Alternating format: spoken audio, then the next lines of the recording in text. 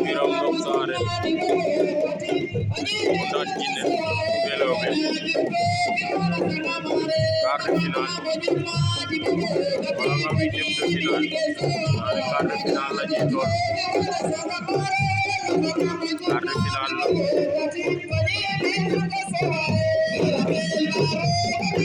Biram Ndong Saare Ndan Jinne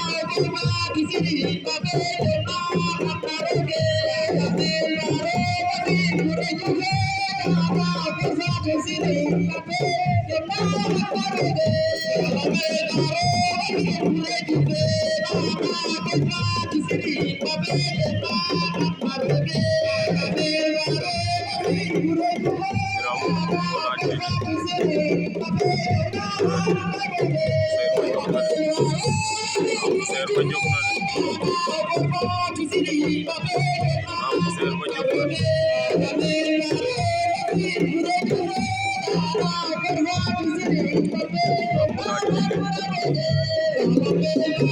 combat ba neex na nag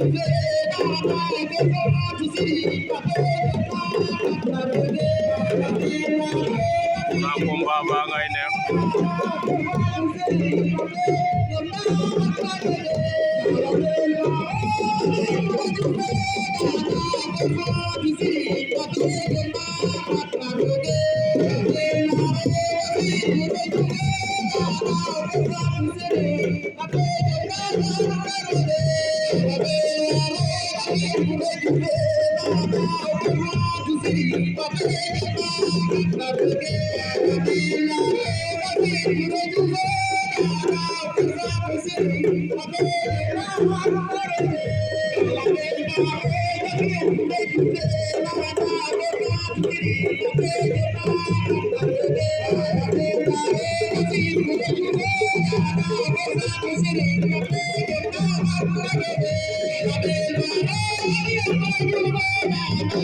diggante Biram Ndan Jinne le 26 décembre 2025 combat ba neex Siar Mafia bi Siar waa Ndong Saare Mafia la seen ñaari doom yi nekk fii di ko jongante waaw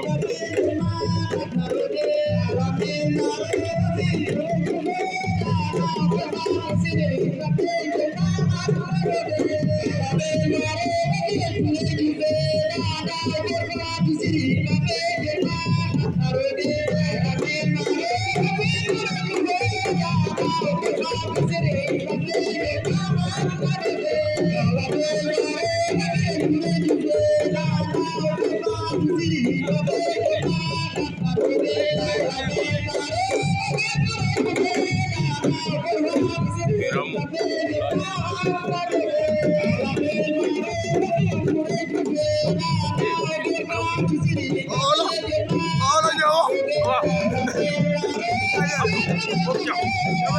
alhamdulillah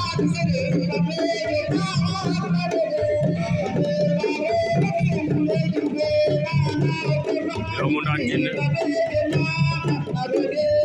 baba metti na nag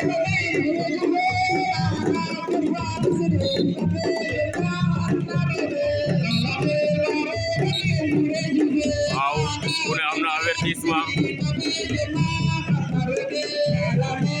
arbitre ñoom ñaar ku ne am na avertissement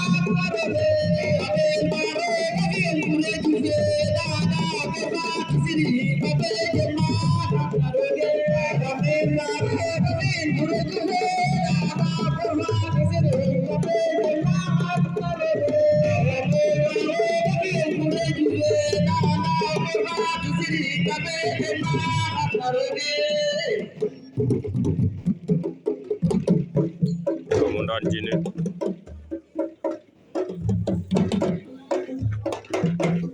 voilà, assez de monde, s'il vous plaît, j'avais comment dire.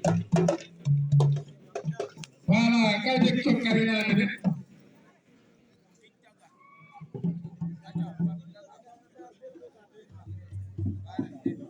Kagaran. Kafaka le 28. Madame Dimas Senagara, Kangarel. Adora 90 000 Kangarel. Le 28 décembre. Labok. Kafaka le 5 janvier. Adora Nyatisa Koutiet. Labok. Kabal. Le 5 janvier. Adora Nyatisa Koutiet. Labok. Kabal. Labok. Kohe. Le 11 janvier. Kafaka Hidayot. Adora 60 000. Labok. Le 11. Edouard Dibledor. Allez, Kafaka Diop le 11 janvier. Adona nous 60 000. Kaya, Dior. Baba dem nañ mi-temps de. Aca arbitre sifflé na deuxième mi-temps deuxième round.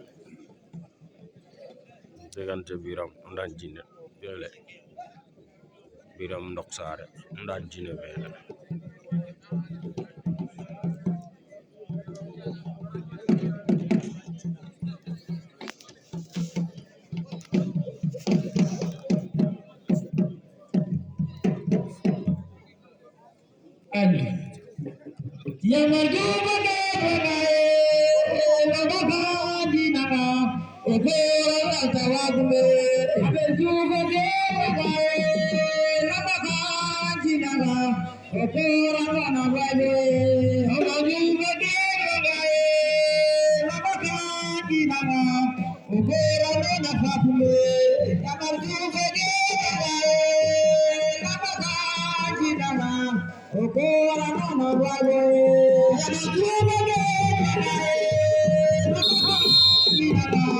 Okay.